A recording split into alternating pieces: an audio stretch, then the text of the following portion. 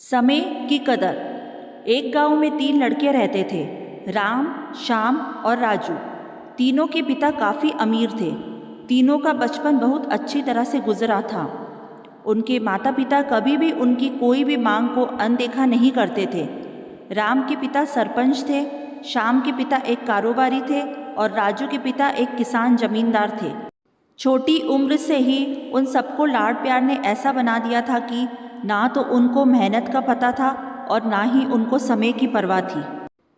अक्सर वह सारा दिन बस घूमते रहते थे, नशे और अन्य भोग विलास में डूबे रहते थे, जिससे उनके गांव वाले भी दुखी थे। सरपंच और बड़े लोगों के बच्चे होने के कारण उनकी कोई शिकायत कर पाने की हिम्मत नहीं कर पाता था, जिससे उनका मनोबल और बढ़ गया था। एक दिन उनके गांव में बहुत तेज बारिश हुई, जिससे सब लोगों को नुकसान हुआ, जिसमें इन तीनों के पिता भी थे।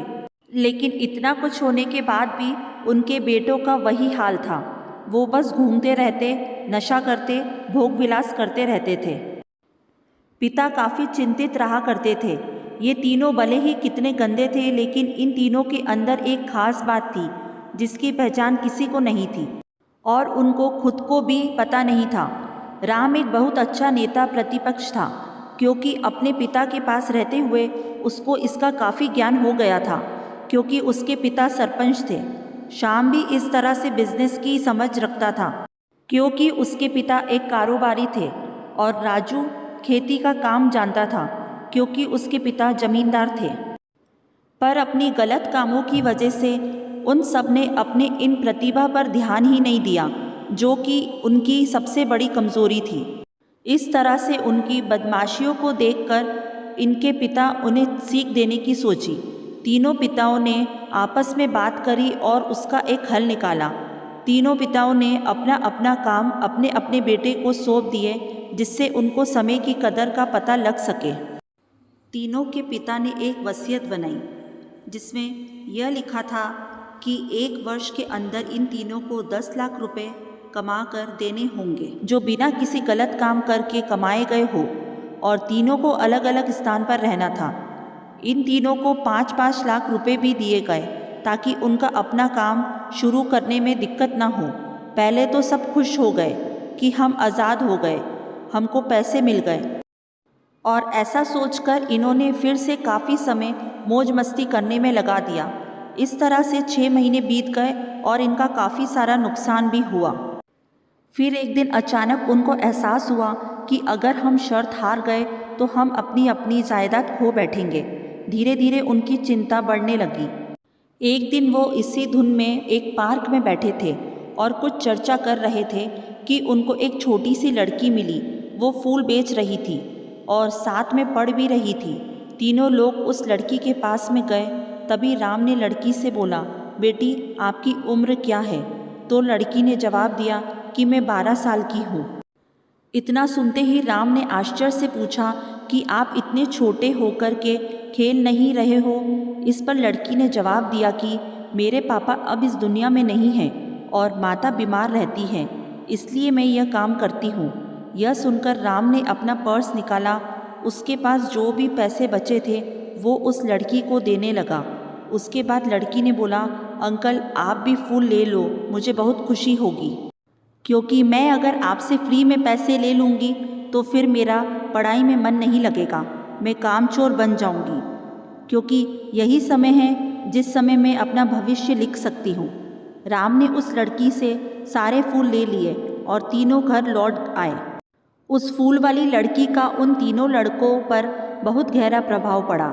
रात भर उन तीनों ने उस बच्ची के बारे में सोचते रहे और उन्हें एहसास हुआ कि वो तीनों कितने गलत थे। तीनों ही दोस्त को एहसास हुआ कि आज भी उनके पास 6 महीने का समय है अपने पिता के दिए गए काम को पूरा करने का और भविष्य बनाने का। इसी दौरान सबने सोचा कि अगर बचे हुए समय का सही उपयोग करें तो अभी भी बहुत कुछ किया जा सकता है।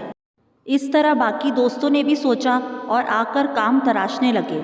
पर उनके शर्त में एक शर्त यह भी थी कि उनको जो भी काम करना था वह अपनी पहचान बताए बिना करेंगे, जिससे यह साफ था कि उनको काम नहीं मिला। और जब काम नहीं मिला तो उन्होंने सोच लिया अब वो अगर कुछ भी करेंगे तो अपने गांव में जाकर ही काम करेंगे। भले ही उनके पिता कुछ भी सोचे, लेकिन फिर भी अपने गांव में जाएंगे और अपने गांव में कुछ नया काम करेंगे। भले ही उनको अपने पिता की वसीयत ना मिले। तीनों लड़के अपने गांव में फिर से आए और अपने अपने पिता के पास जाकर मिले और उन्होंने अपने अनुभव के बारे में बताया और बोले कि वो आगे से ऐसी गलती नहीं करेंगे और वो उन्हें माफ़ कर दें। लेकिन पिता तो शर्त पर ही अड़े थे। लड़कों को कोई दया नहीं मिली। तीनों को फिर से दुख हुआ कि तीनों को अपनी गलती का एहसास होने के बाद भी उनके पिता उनका सपोर्ट नहीं कर रहे थे और फिर से वो रात भर सोचते रहे कि अब क्या किया जाए। तीनों ने मिलकर एक योजना निकाली। राम अपने मित्र के साथ मिलकर लोगों की मुसीबत को सुलझाने लगा, जिससे उसको गांव की समस्याओं का ज्ञान हुआ। इस तरह श्याम भी गांव के विकास के लिए नए नए तरीके सीख गया और राजू को किसानों और बीजों का ज्ञान हो जाने से उसको काफ़ी फ़ायदा हुआ। तीनों ने मिलकर अपने बाकी पैसों का सही ढंग से सही जगह लगाकर गांव को एक नया रूप दे दिया। उनकी कड़ी मेहनत से गांव के लोग क्या, दूसरे शहर के लोग भी उनकी तारीफ करने लगे। उनका गांव तरक्की करने लगा। नई तकनीक के कारण हर वर्ग के लोग से उनका जुड़ाव होने लगा और एक समय आने के बाद उनके पिताओं ने भी उनको माफ़ कर दिया।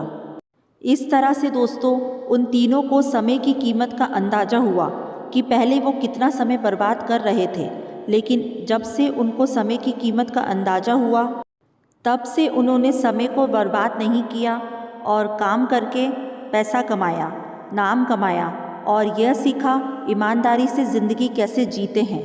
दोस्तों, कुल मिलाकर कहने का मतलब यही है कि आप सभी समय को बर्बाद ना करें। अगर ये समय आपके हाथ से निकल गया तो कुछ नहीं कर सकते। और हाँ, समय के पास इतना समय नहीं है कि वो आपको दोबारा समय दे। समय बर्बाद करने के हज़ारों तरीके हैं, लेकिन आप ऐसा कोई तरीका चुनिए जो आपकी ज़िंदगी बदल दे, इस समाज की ज़िंदगी बदल दे, इस देश का भविष्य बदल दे।